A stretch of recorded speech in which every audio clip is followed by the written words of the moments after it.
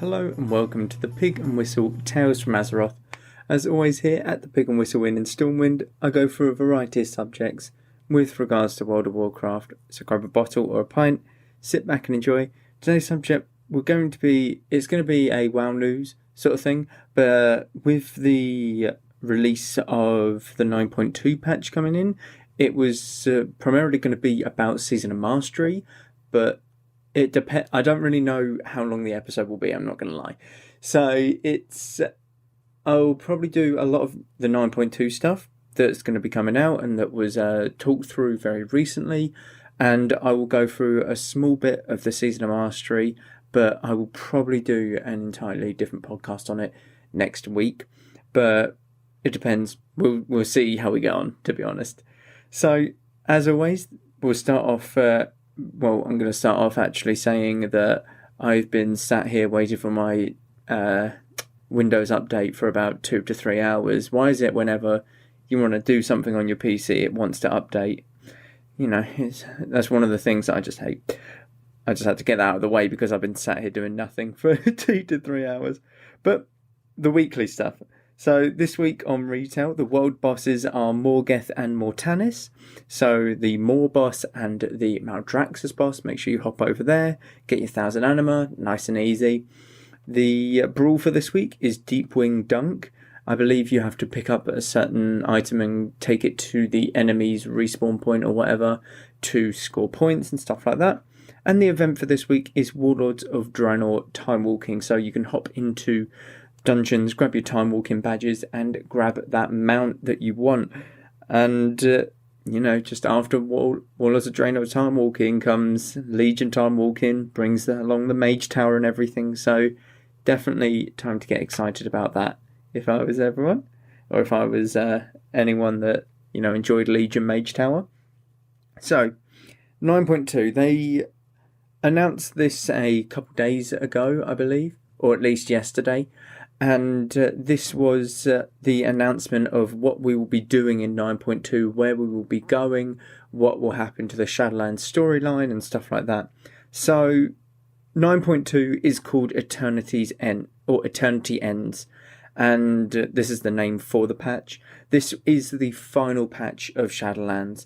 And this is kind of upsetting because Shadowlands had so much potential, because it's taken us to a world where we have never experienced anything like it before. Outland is Outland. That's, where the orcs came from. You got Draenor, which is the, old version of Outland. You have you have Argus, that's obviously the home of the Draenei. I'm trying to think, is there another, world and place? I can't remember. No, it's just Draenor, Outland, yeah. And then you got everything on Azeroth, Northrend, Kultiras, Pandaria, stuff like that. Whereas this is just a completely different plane of existence for us. This isn't it is a living, breathing world, but it's the afterlife. This is something where mortals, our characters, shouldn't be in terms of while they're living, while they are alive. So Shadowlands had so much going for it, but with this being the final patch of the expansion, it's disappointing because every WoW patch has always had, a 7.1, a 7.2, a 7.3, an 8.1, 8.2, 8.3, and we were hoping for 9.1, 0.2, and 0.3. And, you usually get sort of a beginning, middle, end storyline in these patches, but they have obviously decided to cut it down to 2 major patches and probably look to just carry on in the new expansion. Now, we haven't obviously got any word on a new expansion, but I would imagine it will be announced when maybe the patch goes live or the PTR goes up for 9.2, something like that, but we can only wait and see.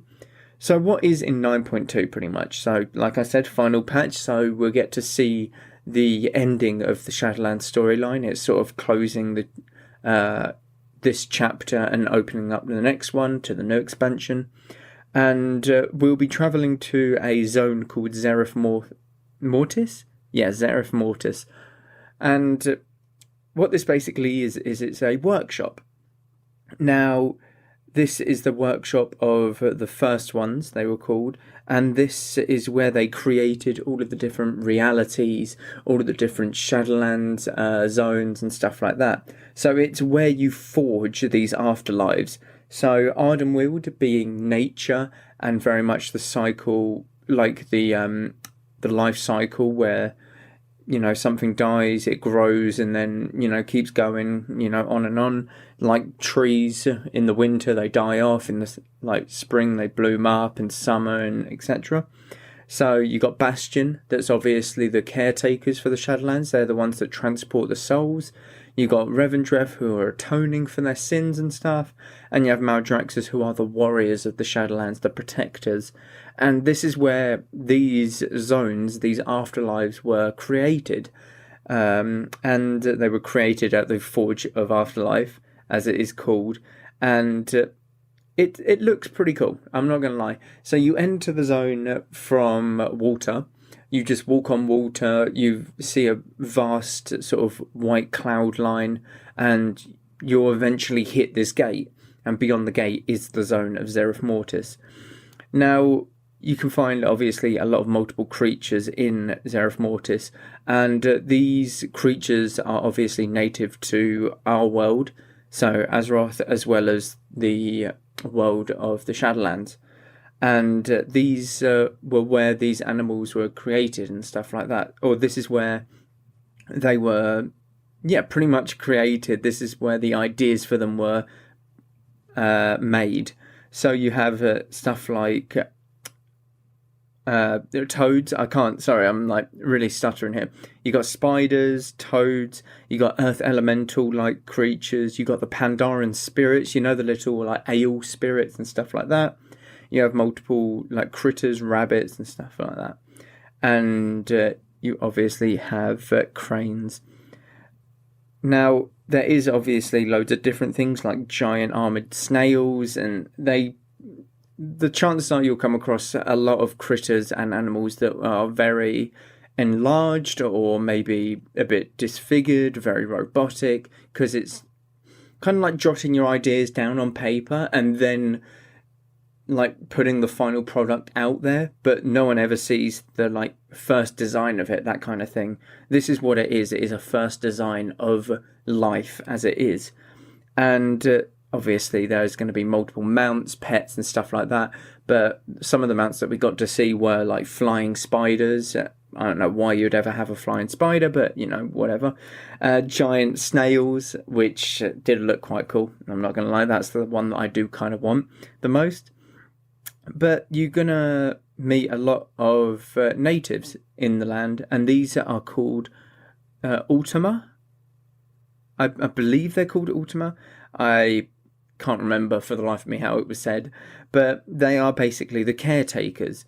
And think of it as the first ones disappear. They've made this race of, builders, protectors, casters and stuff like that, and they've just disappeared. These are the people that are meant to protect this forge and make sure that it, keeps doing what it does. It's it keeps fulfilling its purpose almost. And they're pretty much like brokers, but they look like brokers in a sense. And this is, I don't know what, I think they wanted to go for a bit more. I feel like they could have went a bit more crazy with it. Just go absolutely bonkers on the design of all of the creatures here, like monstrosities that, are sort of failed experiments and stuff like that. But they've just kind of recolored the, the brokers. And there are brokers there. And these brokers are called Enlightened. So what brokers are basically, they travel the universe and they very much have their own cartels. They sell a lot of the stuff. They look for information. But these brokers have been enlightened, and they're called the Enlightened. And pretty much they treat it as a sort of sanctuary, like a religious sort of place. They no longer want to, buy and sell stuff from here. They don't want to grab some stuff, make off with it, and then sell it. They want to praise what is there, and they want to sort of give it the respect that it deserves, that kind of thing. It's not bad. It doesn't look bad. It looks quite lush. I like the different sort of biomes that they have. They had like a Voldoon sort of biome where it's very sand, desert, and stuff like that. Then they had the luscious like green grass. The type of place. Elwyn Forest, Mr. Pandaria, Jade Forest, that kind of thing. Very green and luscious. But there is a new progression system, which I am kind of on the fence about. Progression systems are all right, but if you add too many in a small amount of time, it can be very problematic. So a progression system is obviously where your character each week can look to progress in power, pretty much, or it might be to progress in a zone or anything like that. So the last progression system that we had and still have is the conduit system and the soul binds. So you're constantly getting renown to increase your soul binds, increase the soul bind potency and how powerful it is, because you can empower certain conduits and stuff like that. And what this progression system is a language. So they've obviously made up an entirely different language, but it is a language of symbols and you have to decode it and stuff like that. And what it will do, as you decode more and more things become available to you, such as different daily quests, different vendorable items from the vendors in Haven, which is the town that we will be, residing at in this zone. And it'll be interesting to see just what lies behind this language, pretty much, because there's never been anything like it. I suppose the only thing that's been like it is Horde to Alliance. You can't speak to Horde, and Horde can't speak to Alliance, apart from add-ons, but I don't really care about the add-ons. I think it's kind of better and it makes more sense if you can't speak to the other faction. So it's one of them things. But we'll see about, how this progression system is, but that's all it's been told as on like the WoW website, that it is just a new progression system and nothing else more really about it. You also have the raid. This is the final raid of the Shadowlands, and it is called Sepulchre of the First Ones. What it basically is it's a tinker workshop. It's a massive construct. I don't really know how to describe it, to be honest. It looks like Mimiron's workshop in Ulduar. It's a giant Ulduar, is basically what I'm going for. And what Ulduar is it's not an old god. It is a Titan facility or a Titan prison that is meant to hold a old god, pretty much. So it's a giant prison with mechanical constructs, gods and stuff like that to hold a prisoner, but its scale is like 10 times the size, pretty much.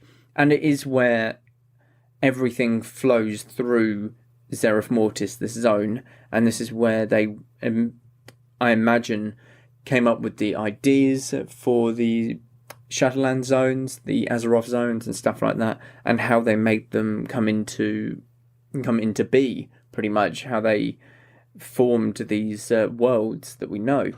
So we obviously know only a couple that are confirmed as raid bosses, that being Anduin and Zoval, the jailer.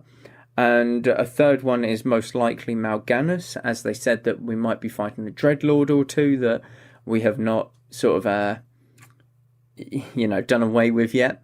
So I imagine Mal'Ganis is in there, but the raid is 11 bosses long, so we know 3 out of 11 potentially, and 3 is the highest that we know at the moment. I can't imagine any of the other bosses in there. I imagine... Oh, no, wait. There is one that they also said. They said that we'll be fighting a celestial being. So, in Wrath of the Lich King, in Ulduar, strangely enough, there was a boss called Alagon. And what he observed the world, and he could deem it if it was unredeemable, pretty much. And if it was unredeemable, he would reset it. He would be a reset button to destroy the world and pretty much start everything anew on this world. And we fought him so that, he wouldn't basically kind of blow up the planet. But yeah, there is another Celestial, and it is one that Zoval, the jailer, has sort of corrupted and tormented and stuff like that. So we know 4 bosses at least, which isn't bad. That's still less than half. So we've got 7 more that we'll obviously like to know, because I'm hoping that they'll be very lore relevant in the actual raid itself and within WoW's lore, WoW's cosmology and stuff like that. Another big thing that they're bringing back for the raid is tier sets. Now, tier sets have not been a thing since Legion, I believe, and tier sets are loved because they give your class a very specific, look about them, feel about them. They give your class specific damage increases, healing increases, tanking, tanking proficiency. They can do many different things, tier sets. So to have them come back, we obviously don't know what the tier sets are, but to have them come back is a really good step in the right direction for most people, to be honest. This can be obtained, the tier sets that can be obtained through everything though. So PvP, Mythic Plus, and the raid, which is very strange considering tier sets have only ever been available to raiders. Well, if you don't count the sort of dungeon sets in classic TBC and Wrath, that kind of thing. So the main sort of tier sets, at least, have been only collectible through raids. You obviously have PvP tier sets and stuff like that, but to have this one tier set acquired through all different aspects of WoW is not bad, because it allows people to just, gain this tier set for PvE usage if you're PvPing, if you don't want to be left behind by your guild or whatever. So it's not bad. You do have 2 and 4 set bonuses, so it is a full set of gear, so 8 out of 8 I believe, but 2 and 4 set bonuses are the only ones that they said are on the gear, and it's yet to be confirmed just what these set bonuses are. Now, most people are hoping that they will be for your class specifically. So, Druid, it might be increases the healing or damage done by your Star Surge and your Rejuve by 5% or whatever. Or it could be Covenant based. So, if you're Venthyr, you can have, I don't know, something simple, 160 extra versatility, I don't know, whatever. But I'm really hoping it is the class specific ones, because if it's the Covenant, it's not going to be fun.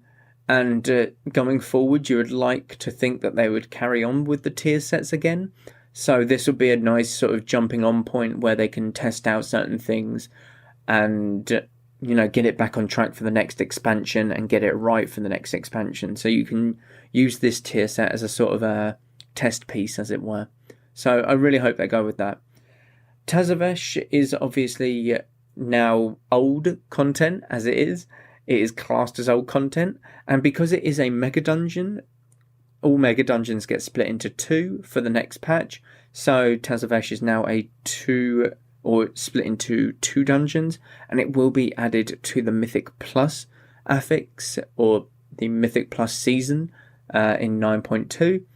As well as, obviously, a new PvP season and Mythic season coming. There will be a new seasonal affix for Season 3, and we don't know what it is yet. It wasn't told, but, hopefully we'll see soon. And something that was quite funny that they added at the end, there is a dancing minigame at the Darkmoon Fair now. Just because they wanted to add more stuff. The Darkmoon Fair is a very interesting concept to me, because it seems like it can do so much. It feels like it would be able to do so much in the game, and it would take your mind off of a lot of things within the game. But when you actually get there, it has very little to offer you, which is very sad because you obviously have a load of party games and stuff like that. You can just play around with your mates there and, have a good time, but you won't be there for more than half hour maximum. So the more they add to the Dark Moon Fair, the more that they can make it, pop and lively, I think it will be very good. I think it will be very good indeed.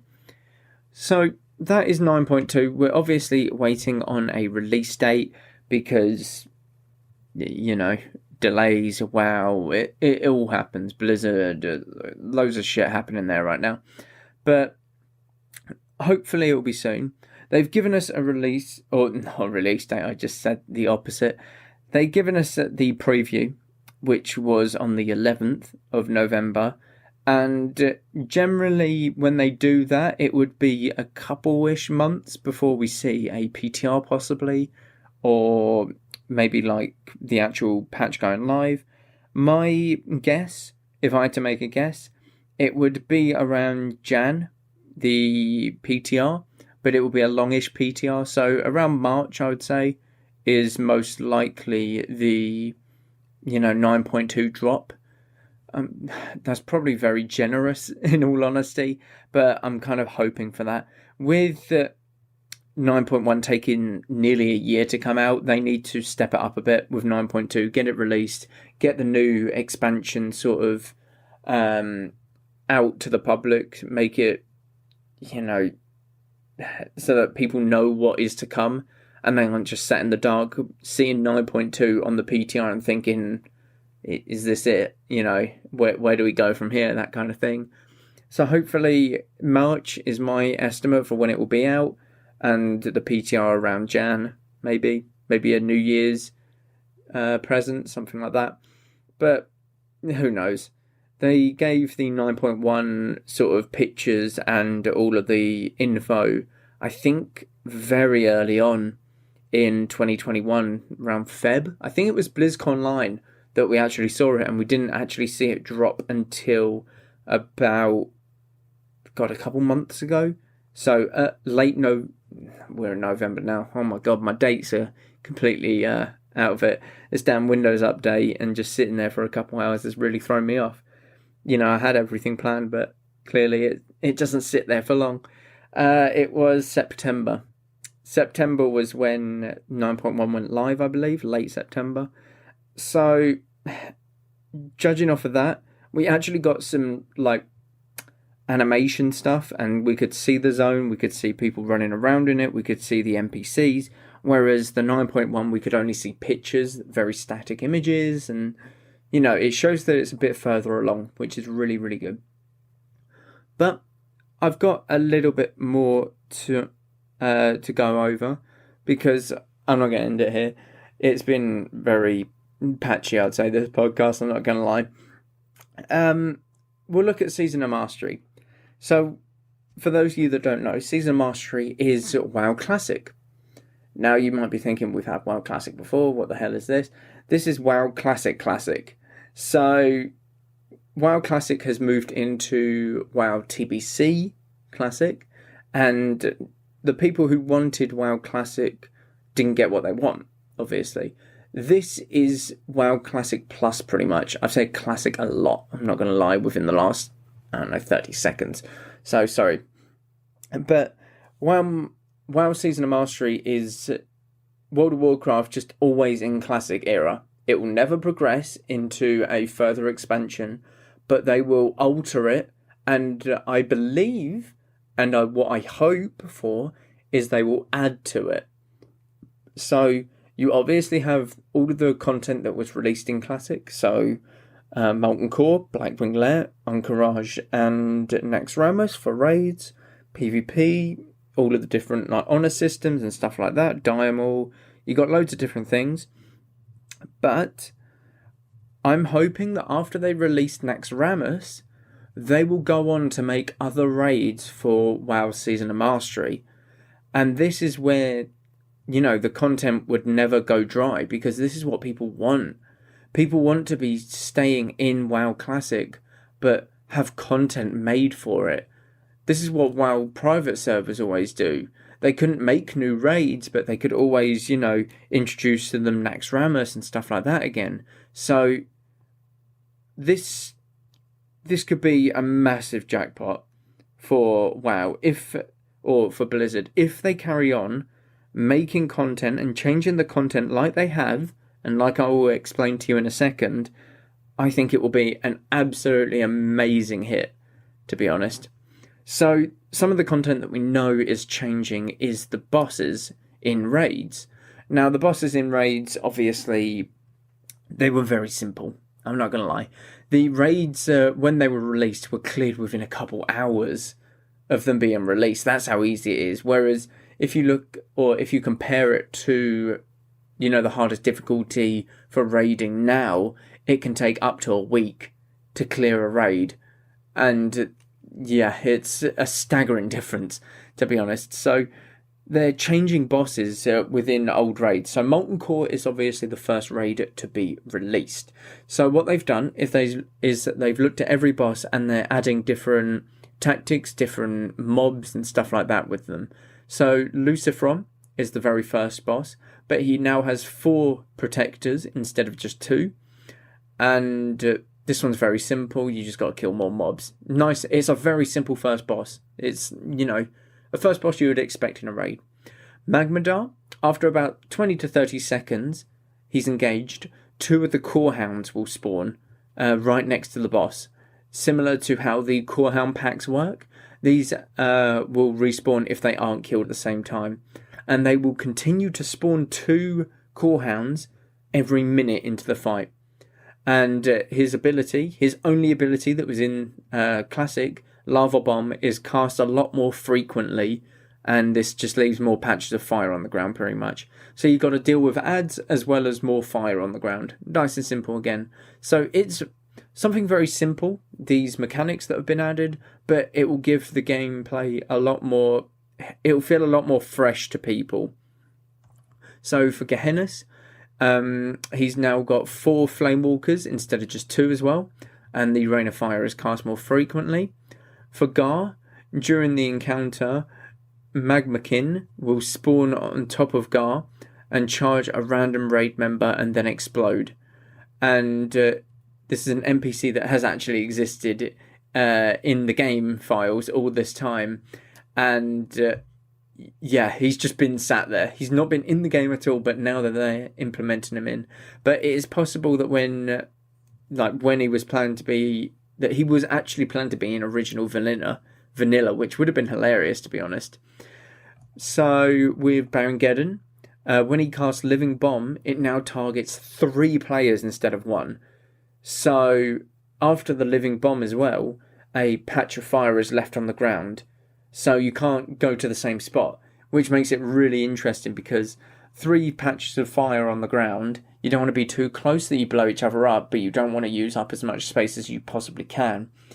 You've got to distinguish where you would kite Barangeddon or where the people with the Living Bomb would go and stuff like that. So it'll be quite fun. There'll be a lot more wipes on Geddon because 3 people with a Living Bomb is a lot more difficult than just 1 person with a Living Bomb. What the Living Bomb is it applies a debuff, and after a certain amount of time, that person will blow up and shoot into the air, and it will deal damage to everyone that they're near, pretty much, and themselves. So for Shazra, after he casts Blink, he'll leave behind an image that will continuously cast Arcane Explosion, and this can go on forever. You can have up to 200 images plus, whatever. For Golemag, the core Rager pets are now permanently buffed by his buff, Golemag's Trust, increasing their physical damage and attack speed, and he now casts Earthquake throughout the fight, whereas it would only be cast below 10% of his health remaining. Earthquake is just an AoE pretty much. It's not too devastating. Sulfuran,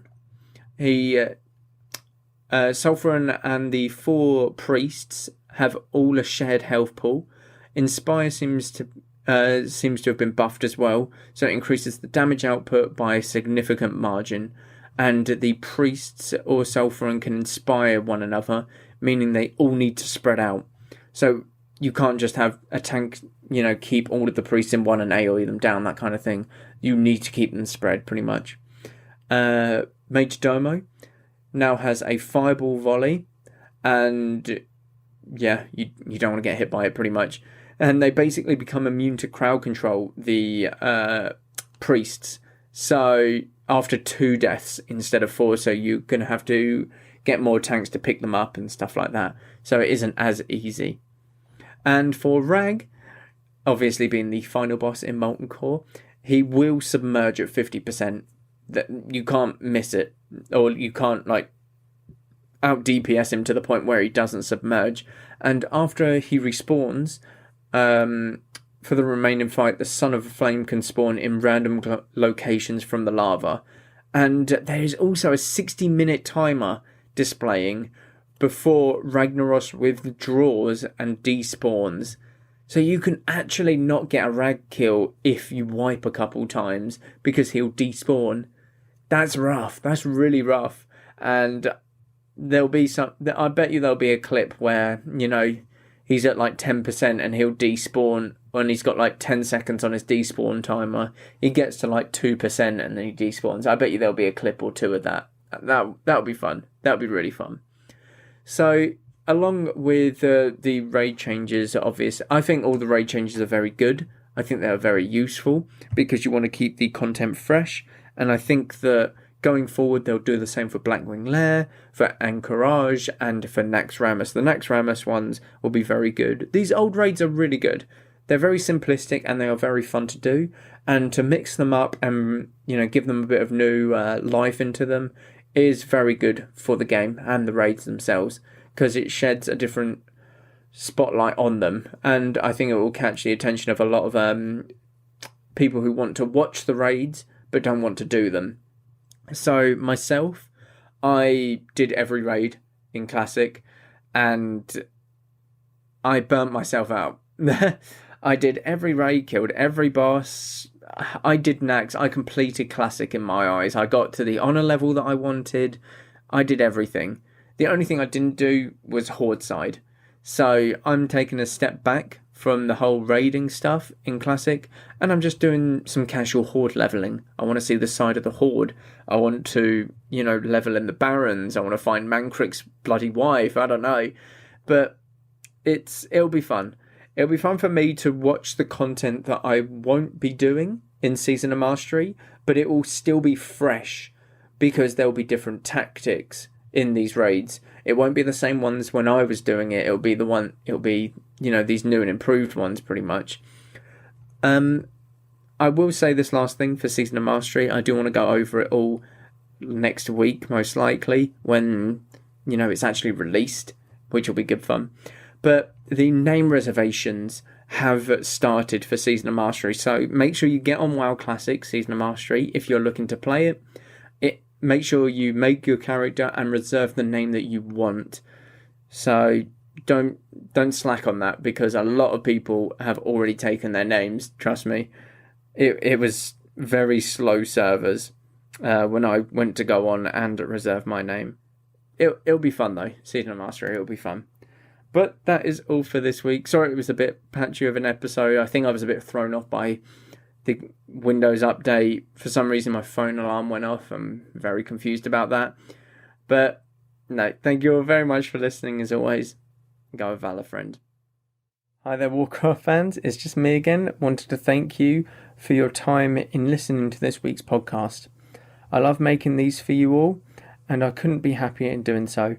Seeing the downloads go up and up each week is amazing. You can show your support more by something as simple as rating this episode, or by dropping me a question via email that I can answer in a later podcast. To take it that extra step further and really show that you love the content that's being produced, you can check out the Pig and Whistle Patreon and Buy Me a Coffee page. Either of these would be a massive help to continue what I'm doing right now for you guys. Thank you all very much for your time, and go with Valor, friend.